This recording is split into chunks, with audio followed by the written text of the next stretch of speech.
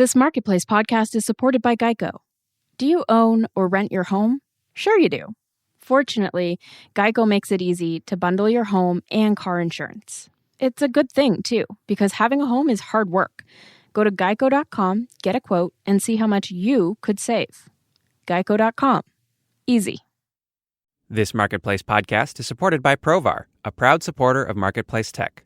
As the leading end-to-end test automation solution for Salesforce, Provar helps enterprises maximize the return on their Salesforce investment.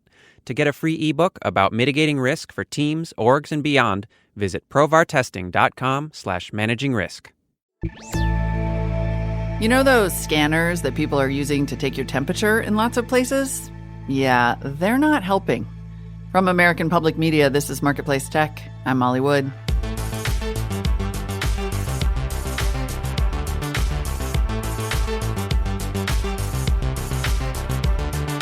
At the beginning of the pandemic, almost exactly this time last year, we heard a lot of promises about the types of technology that could help us stop the spread of the disease. One of those tech miracles was supposed to be thermal cameras, devices that could read someone's temperature from a distance. Companies bought them in droves, thinking that installing them at the entrances of schools, airports, or offices could stop sick people from entering. But do they work, and did they ever? Conor Healy is the government director at IPVM, a video surveillance research firm.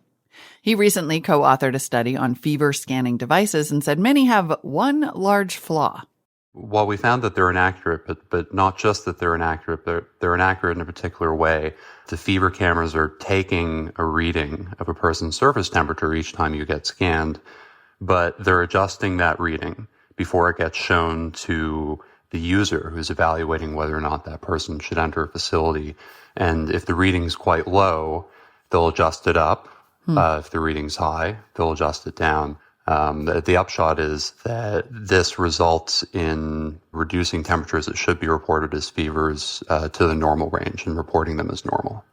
I mean, you're saying it really nicely. It sounds like what you're saying is these do nothing and there's no point in using them. I can't imagine how that would ever produce an effect that would keep people safe if what you were trying to do was keep people with fevers out of a building. Yeah, well, I can't imagine how it would keep people safe either, but it's more than the fact that they're just not detecting fevers. They're actually actively telling people that their temperatures are normal. What's your understanding of why that software exists and the readings are getting revised? Are they compensating for low quality sensors? In my opinion, they are making up for poor performance, as you suggested. In many cases, they're using low-resolution sensors, and that's part of it. But sort of comprehensively, when you look at the design, manufacturing, implementation, and marketing of these devices, there are so many pieces that get in the way of doing accurate temperature screening with a thermal camera. And this compensating algorithm creates an appearance of normal function. And nobody investigates a normal temperature or considers it odd that somebody's temperature would be normal when it's reported by one of these devices. And so if they're either poorly manufactured or not used in a way that's consistent with how they should be used in order to take accurate readings, the compensating algorithm might make up for that and make everything seem like it's working just fine.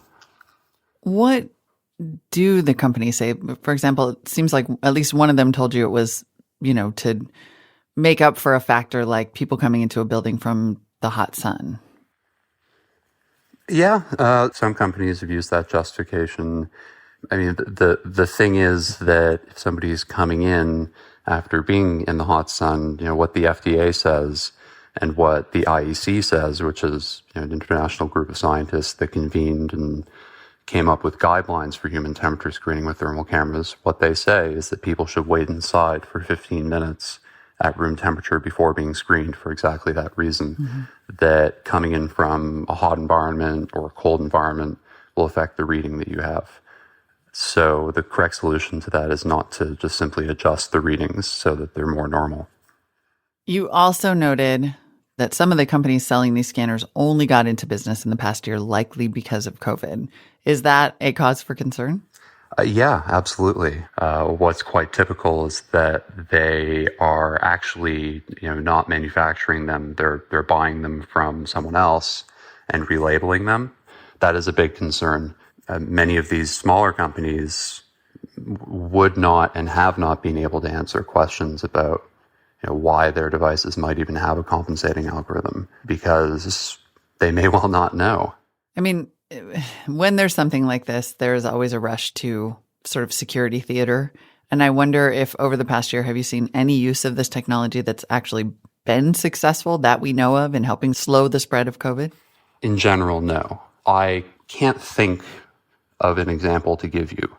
I'm sure that there are setups out there. I'm sure that there are many that are done correctly and that are potentially accurate enough for human screening, but they would be quite rare. Should there be some rules? Like if these are being touted as medical devices or medical grade devices that can keep people safe going back to work or school, should there be more stringent requirements? So there are rules, and those rules were essentially waived. The FDA said we're not going to object to new devices coming onto the market because we don't want to impede the supply. It's been almost a year since they said that. There is plenty of supply now, and the rules should be put back into place. Are there FDA-approved scanners that work? There are ones that work in the sense that they don't have a compensating algorithm, and they'll work if you use them correctly. So yes and no. And the no part of that question is that people, even many of the people selling these devices really just don't appreciate how complicated it is to use them to take human temperatures. You need to control the humidity level in the screening area, the ambient temperature, any sources of light, especially the sun, reflective surfaces.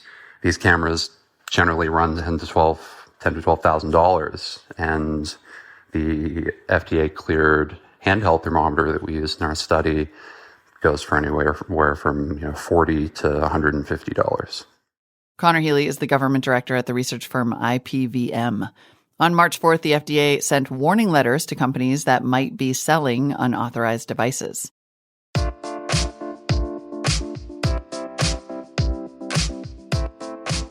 And now for some related links. There's a link to Healy's firm's research at marketplacetech.org in case you want to nerd out. I know how you love the charts and graphs. There's also a link to the FDA's letter that I just mentioned. One thing I did find interesting is that the letter included a quote from the agency's head of device quality evaluation, who said that if a device can detect an elevated temperature, it, quote, can be an important risk management tool during the pandemic when used properly. However, lots of COVID spread happens from people who aren't showing any symptoms. Researchers say even if they're used correctly and are accurate, temperature guns alone are pretty insufficient when it comes to keeping an area safe. They certainly aren't going to catch everyone who's infected. And given all the problems with using these devices correctly or tracking which ones aren't FDA cleared at all, I gotta say, it's a little surprising to hear the FDA determine that there's any reason for this ongoing health security theater. Even Dr. Anthony Fauci said in August of last year, he doesn't bother with thermal scans when he's going to the White House or the National Institutes of Health. And other doctors have said that thermometers can contribute to a false sense of security, leading people to think everything is just fine in the place they just walked into. So I guess I'm not sure where the idea that they're good risk management is still coming from. This is, of course, the same FDA that only just this week moved to streamline approval for at-home COVID tests, which could help catch asymptomatic infections before people even leave the house and have someone wave a useless chunk of metal at them before letting them on into the bar or hair salon. Health experts have been arguing for almost the entire duration of the pandemic that widespread, cheap, and easy access to testing is the best possible way to keep the spread under control, followed closely by wearing a damn mask and, yes, making sure it goes over your nose. I'm Molly Wood, and that's Marketplace Tech. This is APM. This Marketplace podcast is supported by eBay. Are you hunting for a rare, vintage, or new watch? eBay has that hard-to-find watch you've been after, and it's backed by eBay's new authenticity guarantee. No fakes, no fraud, no doubt. Independent experts will meticulously inspect every detail of your dream timepiece so you can be confident it's authentic. Find your dream timepiece at ebay.com/authentic watches today for domestic sales only.